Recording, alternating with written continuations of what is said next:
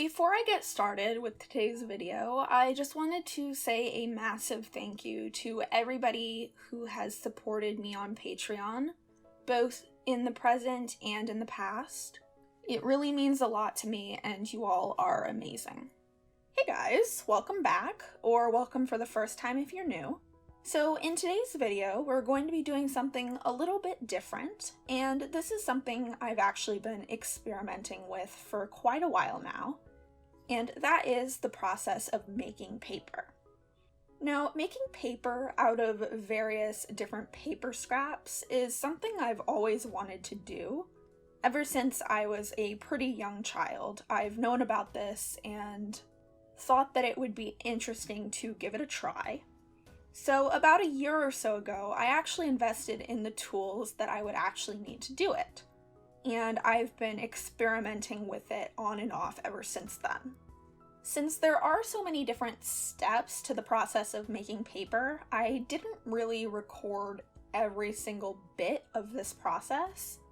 But if you are interested in a more in-depth tutorial, I actually have one available over on my Patreon page, and I will link that in the description of this video.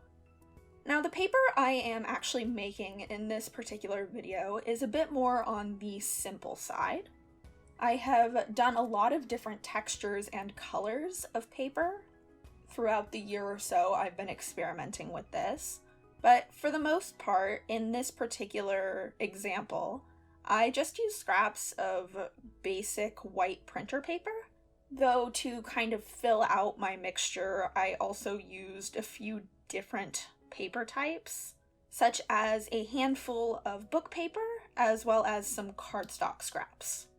I do like using cardstock if I have some scraps available to me because I feel like it makes the paper a bit thicker. But the majority of this particular mixture was just basic printer paper. In the past, I've also used different paper types as well. Colored paper scraps, if you use a lot of them, will shift the tint of the finished result of your paper.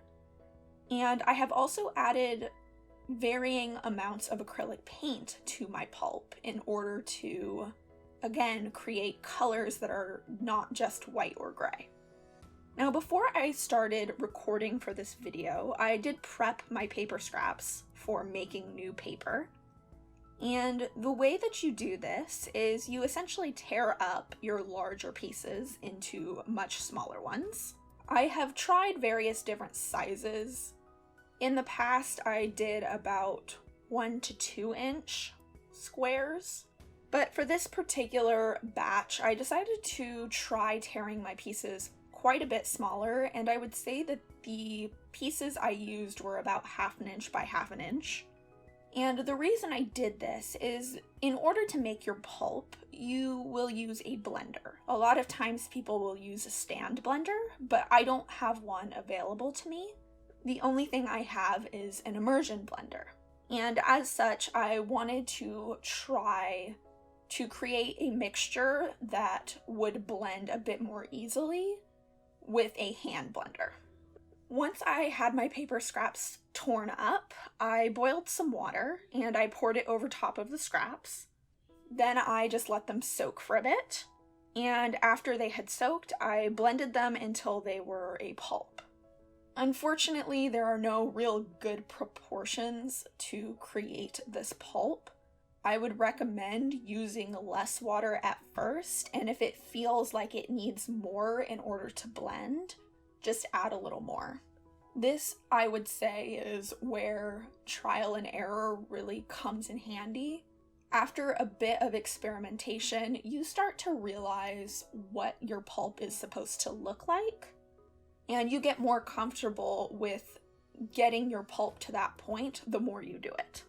Then, in order to prepare my vat for actually making the paper, I filled it about half full of water. Then I added a handful of the pulp. Once the pulp was in my vat, I then agitated it throughout the water with my fingers until it was mixed in pretty thoroughly. Personally, I don't like adding all of my pulp in at once. I feel like it gives you less control over how much of the pulp actually makes its way onto your frames when you pull your papers. But you can put as much or as little pulp into your vat as you would like and experiment with it from there. Now, this video was actually my first time working with these particular frames, and I will link them in the description of this video. In the past, I had used an 8.5 inch by 11 inch frame, but the frame that I had purchased was a little bit difficult to use because the mesh part was not actually attached to the frame. So in the future, I would like to staple that down and give it another try.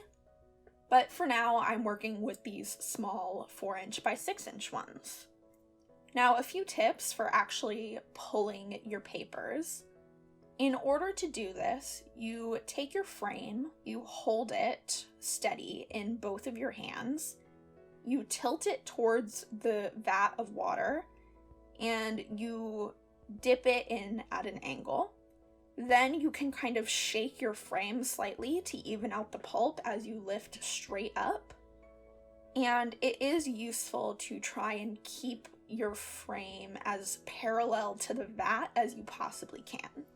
If your frame is slightly tilted when you pull it out of the water, what will happen is the pulp will build up on one edge of your frame, and you'll end up with a piece of paper that is much thicker on one side than it is on the other. After you have removed your frame from the water, the next step is to basically transfer it to another surface to dry. I would recommend trying to drain as much of the water from the paper as you can before you actually transfer it from your mesh to a towel or some other surface. And the reason for this is that your freshly created paper is extremely delicate when it's full of water. It's kind of a similar idea to if you soak a piece of paper in water and then pull on it, it's going to come apart. Once I have transferred my papers from my frames to what I'm using here are towels, sometimes I will put them between two clean cloths and iron them just to get some more of that moisture out, and other times I just let them air dry. The nice thing about handmade paper like this is that it adds just an extra touch of something to anything that you make using it. There's something extremely nice about working with this handmade paper. The texture of it is really unlike a lot of papers that you can purchase unless they also have been handmade. Personally, I have been wanting to try out some Japanese stab binding, since I have done quite a few different types of binding of journals over the years, and this is one that I haven't quite delved into yet. And I really think that it would be cool to use some of these sheets of handmade paper as the pages of one of those journals. But with all that being said, this was just a very brief summary or overview of how you can make some paper of your own at home.